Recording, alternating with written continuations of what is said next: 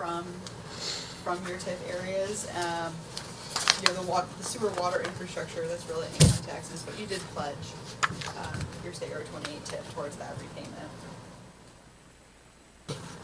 On these ones that we pledged to, Mm-hmm. but we still haven't put any money to them, right? No, it's, That's right, we have not. yeah, it's, you're using income taxes, but you have formally obligated both I-65 and State Road 28, but you don't have to use the TIF. You could use income taxes, but I think Alan's thought was, let's be flexible. We wanted the bond documents to show TIF as an allowable payment source, That's but it. not require it to be a payment So source. is the county paying that now? Correct. Yes. And so if the county doesn't have funds to do that, then we would, Well, I'm not Come in. necessarily worried about that because it is income tax based and we have the income tax option. but I'm just getting in Ongoing. my mind, these are, we've got them down for, we're pledged to them, but we haven't Correct. put anything into The, them the yet. pledge honestly was mostly to protect your TIF areas from city annexation. Okay. You may recall that we had to do that We were doing it quickly. spending plan. They didn't really call it a budget, but the spending plan that we had to do last December, and we did put a $250,000 or something in there that we gave us the flexibility to contribute to one of those payments if we chose to. I guess in my mind, it made sense to hold back while we didn't, what with all the uncertainty of the tax reform. Yeah. But we do have a healthy balance here, and with no specific projects in front of us, it does seem like we still could perhaps contribute a little bit towards one of those payments, which would help county general. Anyway, okay, Okay. that's a side note. But So 17, this was just the list, this hasn't changed from last year of kind of what you've identified as future plans or ways to spend your TIF dollars of future improvements in the east side of the interchange. You have drainage needs, land options if you want to encourage future development, and then like we talked about, potentially using it to pay debt service.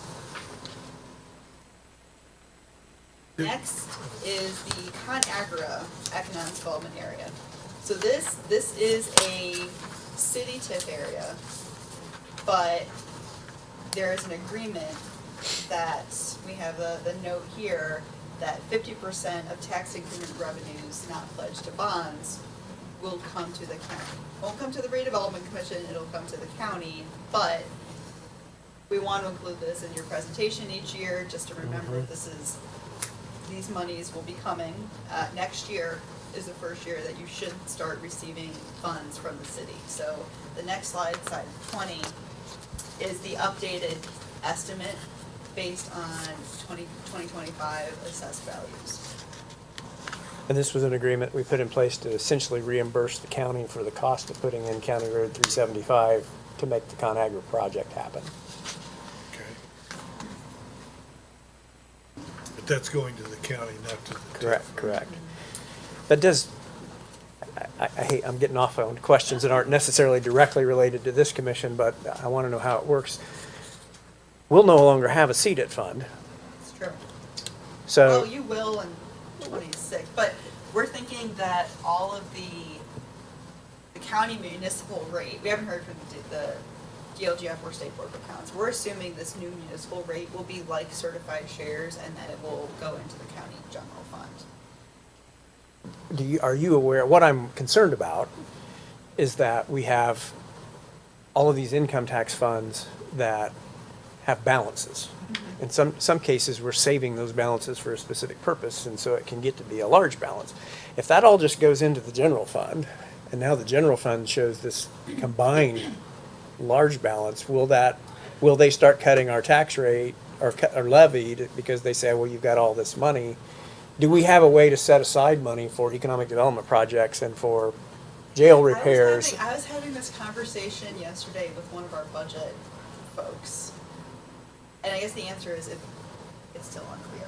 But kind of what we were thinking about is, I know some communities currently, if they have an edit tax rate, but it doesn't go just into an edit fund. They have a non-reverting fund for another purpose, or they split it 50-50 between economic development and highway projects. But it's in their income tax ordinance where those splits are identified. And so she and I were hypothesizing that maybe Department of Revenue or State Board of Accounts would be okay if in your ordinance adopting the income taxes, that you specify specific funds within your ordinance, that you can't just split, you can't just say, okay, we're just gonna split it, but if it's in your ordinance establishing your income taxes for that year, we're thinking that probably would be okay, but we haven't heard anything. Because like, for instance, the amount of money we would collect from the jail corrections lit. Currently, you know, the sheriff's administration would know that that money is going to be available for their facility. Now it's going to go in and be the wild, wild west, and in theory would be anybody who can make a better argument than, you know what I mean? So I'd like to have some way that we could still kind of have. You know, without knowing, but I feel like that could be okay. That in your ordinance, if you said, probably won't do 1.2%, but of the 1.2, whatever rate you do, okay, 0.2% will be in a separate dedicated fund for these uses. If we could do that, I feel really comfortable then. I feel like we'd be in a good position. I mean, I know several communities that currently do it and haven't been written up by State Board of Accounts because that is in their official edit plan and their ordinance. So that's why I think it could be okay, but we don't know for sure. And then we'd probably have to set up new fund accounts. We wouldn't be able to put it into the old, like the old CDIT or the old jail lit or the, yeah. Probably. Okay. But I think we just, I'm sorry, guys, that you had. No, This that's is all fine. county, more on the county side, but it all goes together. yes. All right, the last section is the impact on overlapping taxing units. So overlapping units, you know, the county side, and not redevelopment group, but the county, township, school, library, special taxing districts like the airport authority, those are considered the overlapping taxing units. And so on slide 23, you know, there's the question of, does TIF take away from other units? And I think you've heard me talk in the past that there's something called a but-for test. Would this development have happened if not for the creation of this TIF area? And Clinton County, I think you can say it with a very straight face because you are creating these TIF areas and you need to collect the TIF dollars to eventually free up the county general fund. That the county essentially fronted the money to fund the infrastructure projects, but you really need the TIF to stand on its own eventually. And it's not like you're just capturing new development to capture new development because you want more dollars from the redevelopment commission. It's because you have all of these infrastructure needs to support future growth.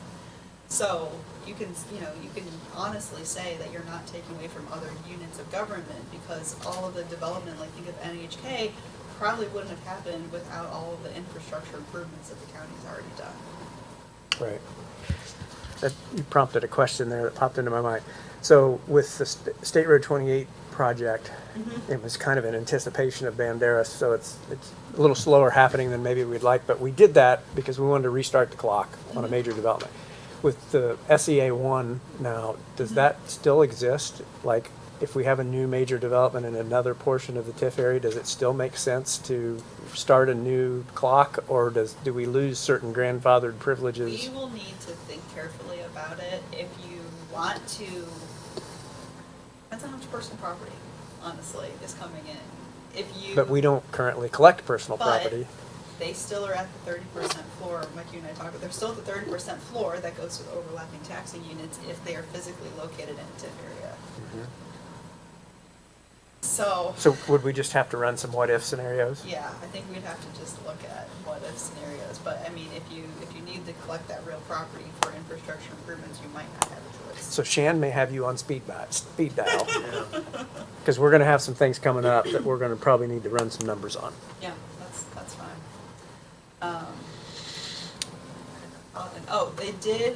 It was not in the final legislation, but it was in bills at some point during the session of no longer taking a parcel out to recreate a new TIF area, to create a new TIF area. So I know that is on the mind of the legislature. It's a loophole that, I mean, I get it. But, you know, if you have a new company and you need to fund it, and why not use that TIF to fund their incentive for the 25-year period? What I think would happen is we would get less money up front, but we'd get more money over the long term because we would capture that for 25 years versus, you know, So, okay. just things to think about. Does TIF take away from schools? That same, just talking points to keep in mind. I don't think you really have a contentious relationship with your schools, but, you know, if there are questions on TIF in schools, remember that the schools, their property tax funds are levy limited. That if you think about the county, you have a maximum levy, a maximum amount that you can get from property taxes each year, and that's set by state formula. That even if your assessed value goes up, that maximum levy does not change. And so that if, you know, the schools, they're at their maximum levy, that if the TIF didn't exist, all of this assessed value would not change the dollars coming in, with the exception of it could have a lower tax rate and maybe reduce circuit breaker losses.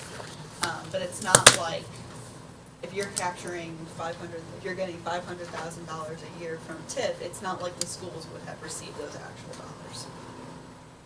Another benefit for TIF in schools is that any referendum rates that are passed by the schools, think Frankfurt Schools has a referendum rate, the TIF cannot capture that tax rate, so all of your assessed value does go towards that referendum rate for that PC tax rate. The last slide is just other TIF benefits that historically you have not captured personal property from TIF projects. So I know in NHK you were very purposeful in thinking about how much TIF do you really need, do you capture, do you not capture personal property, and it was really important to you all to not capture the personal property, so that was an immediate benefit to overlapping taxing units. Right.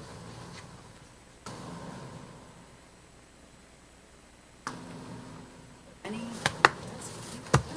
I don't know who sees this report, but there is a typo on page 13. I can fix it and send it back to you. It's NKH there, I think. And Oh. I think that should be NHK. You're right.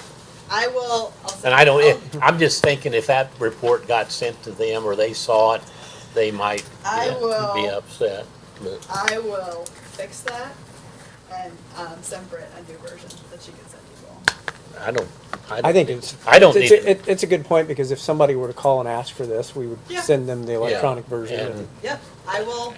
I'm just thinking of what their PR would be on that. Well, that would be, if you're gonna make the correction, the only other one would be to the move schools. Yep, yep, yep. Yeah, But I don't need another copy of it. no. I'll send Britt and Alan the updated version. Just a quick question, because I missed that one meeting about when Dan Sheets talked about the drainage, and I saw that. Did we make any? We did not. Yeah, That was more of an okay. FYI for us of Okay. potential projects that would need to happen before we could have major development in a couple of those quadrants. And he just wanted us to be aware of what that magnitude of the cost would be. Yeah, did he come up with dollar figures? I'm not sure we had specific dollar figures, other than they were major, like $1 million plus projects. Because we had funded This- at one time 50,000 or something for the. And we talked about that again, to get a preliminary, so we did that in one area. Yeah. And we talked about funding a similar study for a couple of other quadrants. And that was Jordan was gonna bring that up with the drainage board, and I'm not sure whether that has happened since or not. But I haven't seen any requests for money to go out the door, so I'm not sure that that's ever. Because that is a major thing. It's sometime we may need. There's value in that, to know the scale and scope of what those projects would look like, but they have such a limited window because the prices change so quickly and go up, that it's only good for 6 months and then it's out of date. But at least you've got a baseline to try to apply some inflation factors against. So it really does feel like we're right on the cusp of, I think this ball's gonna start rolling downhill. Now, if I may, I would just, I know you're very much aware of this because we were in the meeting the other day with the Wildcat Cooperative, but it might be an opportunity for some of the TIF to go to help for some of the operational cost of our Career Tech Center. So, you know, that just putting a seed for goodwill. So We're still for, trying. for TIF, you can't use it for operations, but you could fund specific grants, like technology grants, Okay. or things like that, Okay. but not operations Okay. specifically. It would be our STEM program, so. How far does operations extend? Would making an HVAC repair on a facility be considered operations? Capital project. I think that would be fine. Well, I'm not the attorney, but I think, that's more capital improvements to support education. Okay. Just wanted to clarify. It's salaries are the main one. Salaries or utility expenses, you know, ongoing. Training ongoing programs, expenses. STEM programs, safety, security. I know, like for some type, educational facilities like that, buying computers. Yeah, we have a cooperative that all schools, districts are inputting in, and that's, there is a delta there with some shortage coming up. Ivy Tech has got us covered till 2026, but there's going to be ongoing need that we're creating the presentation right now to go out and do the roadshow again and ask for money, but the opportunity of maybe. But that's out of our TIF district though, isn't it? I thought we could just spend the money in, It could be in serving or benefiting, That's cool. so it could, okay. you can have some pretty, So to the extent that that'd be a workforce development program for employees of the Exactly. companies located in the TIF In the district. TIF. exactly. We just have to get Well, back here's- far Yeah, as enough. long as it benefits the TIF through what else. Here's Yeah. an idea, this is what I'm trying to get at. If we're going out and asking industry for some money to come back, what I was wondering if there'd be an opportunity, if we got a matching fund. In other words, if TIF created a $50,000 fund, and now I can go talk to industry and say, hey, for every dollar up to $50,000, we're gonna be able to match from a. My only pushback would be is that I would personally, I would be hesitant to do that until I know what's going to come to me about County Road 800 with US Organics. Because if it's anything sizable, it's going to use up every dollar we have, you know? Well, we also have the ready dollars that have been dedicated to Banderas Point, which I think is gonna end up, we're gonna have to shift that to, I think, probably US Organic, and that will be a 1-for-1 match, so that'll be a 1.5. Now, that can be in kind, it doesn't all have to be cash, so just another thing to think about, but, because I think that's what's gonna end up happening. I don't think, because the goods have not given me any confidence that they're going to move through some of the things that the state was requiring them to be in that cultural center, for instance. We went to Kokomo and. Are you suggesting, or are you putting us on notice that we may be needed for the in-kind or the match? It'll be all hands on deck. Because I mean, originally, I think we were counting the roundabout, right? Well, And, that can be, that's. But it's on the wrong side, so I It's don't on know. the wrong side, but it's still going to make a difference in the infrastructure out there, so, and the transportation, you know, the grid for that, so I don't think, but I'm just saying, the state's gonna wanna support in the ready funds, something that's happening, and not just probably a hotel. So, US Organic's a $400 million investment with probably 300 employees, and that's what they're gonna be wanting to see more focus, and that will come back from Ready and not Lilly. Because see, the money that we're now earmarked is from Lilly because it's a cultural, artsy, recreational type project versus what US Organic is gonna have a little bit of that, but I think we can make the shift and make the case to shift it from the region's perspective. I think we would get the buy-in. But I guess you're reinforcing my point of I'd be hesitant to commit No, much to the other, a match program that would be somewhat open-ended, you know, to when I, But I'm just saying, it sounds really good if we can sit down with an industry and say, hey, we have some dollars, and that could be a collective from Community Foundation, this group, anytime we start matching, Community Foundation does it all the time, and it helps a lot. Well, consider that seed planted and idea, Okay. I'm idea planting the presented. seed. We're not in a position to make any decisions about that I know today, but, I appreciate it. so, okay, anything else from, I was gonna say, anybody else have any business before the commission, but you're all already have done your piece, so I'm gonna assume that that's a no. Any commission members have business to bring before the commission? Okay, No? Britt, you got everything? I do. Okay, well, seeing and hearing none, we'll call the meeting adjourned. Hey, Thank you. Raj, nice to meet you. so by the time we meet again, then the court case will be knowing where we're at with that. We made Orange Path.